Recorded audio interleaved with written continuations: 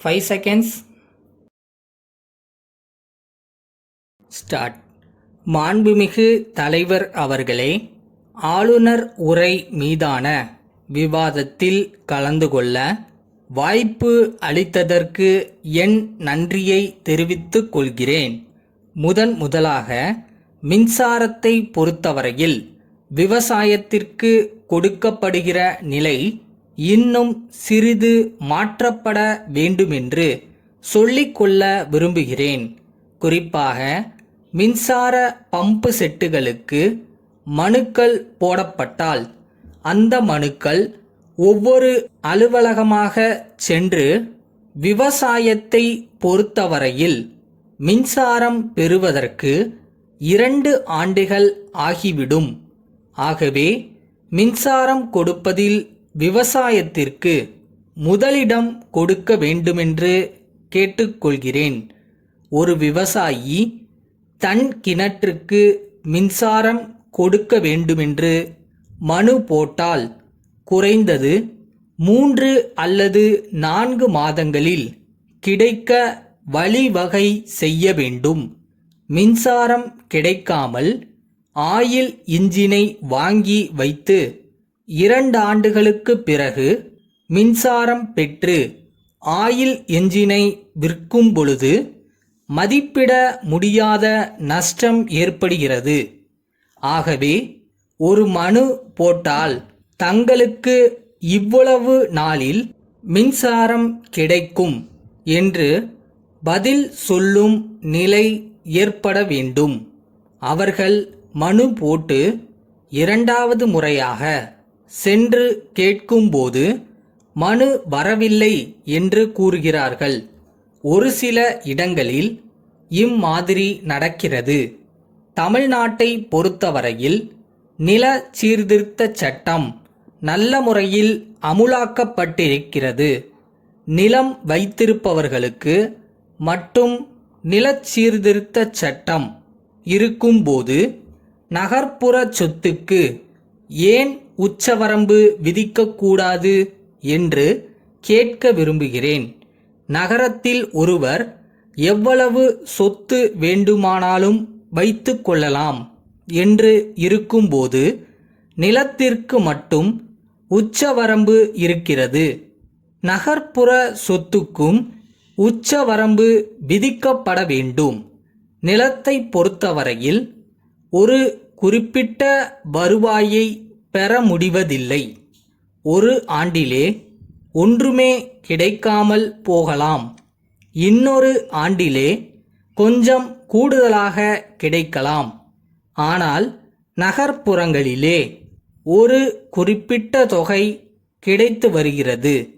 இதை கருத்தில் கொள்ள வேண்டுமென்று கேட்டுக்கொள்ள விரும்புகிறேன்.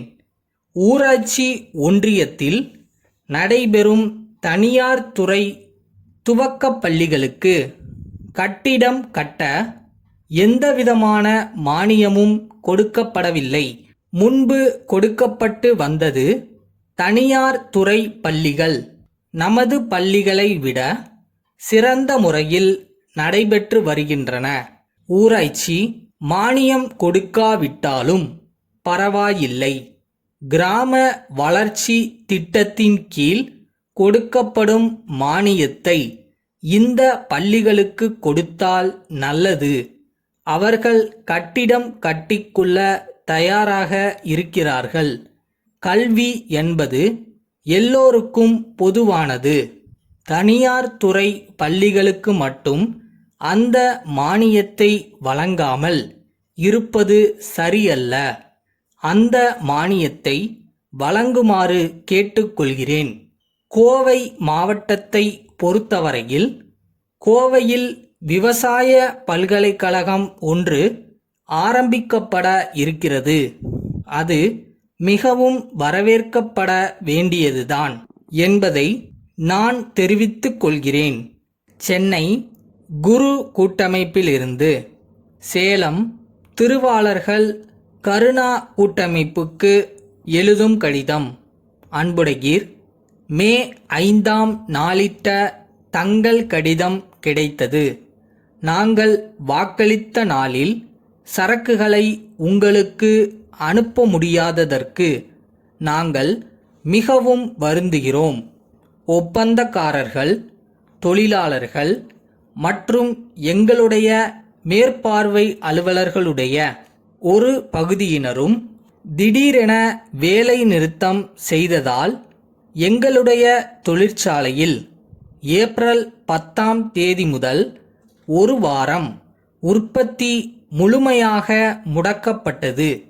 ஏற்கனவே பெறப்பட்ட கேட்பானைகளுக்காக எங்களுடைய இருப்பில் உள்ள சரக்குகள் ஒதுக்கப்பட்டுள்ளதால் குறிப்பிட்ட காலத்திற்குள் உங்களுக்கு சரக்குகளை அனுப்பி வைக்க இயலாமல் போய்விட்டது. வேலை நிறுத்தம் முடிவுற்று உற்பத்தி ஏப்ரல் 20ஆம் தேதியிலிருந்து மறுபடி துவங்கியுள்ளது. மே 10ஆம் தேதிக்குள் சரக்குகளை அனுப்பி வைக்க நாங்கள் எல்லா முயற்சியும் எடுத்துக்கொண்டிருக்கிறோம். இந்த ஏற்பாடு தங்களுக்கு ஏற்புடையதாக உள்ளதா என்று தெரிவிக்கவும். எங்கள் கஷ்டத்தினால் குறித்த காலத்தில் சரக்குகளை அனுப்பாதது குறித்து நியாயமான கருத்து உடையவர்களாக இருப்பீர்கள் என்று நம்புகிறோம். தங்கள் நம்பிக்கையுள்ள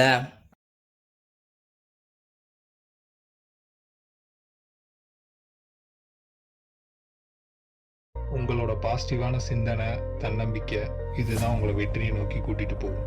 நீங்க நினைச்சா எதை வேணாலும் சாதிக்கவும் முடியும்.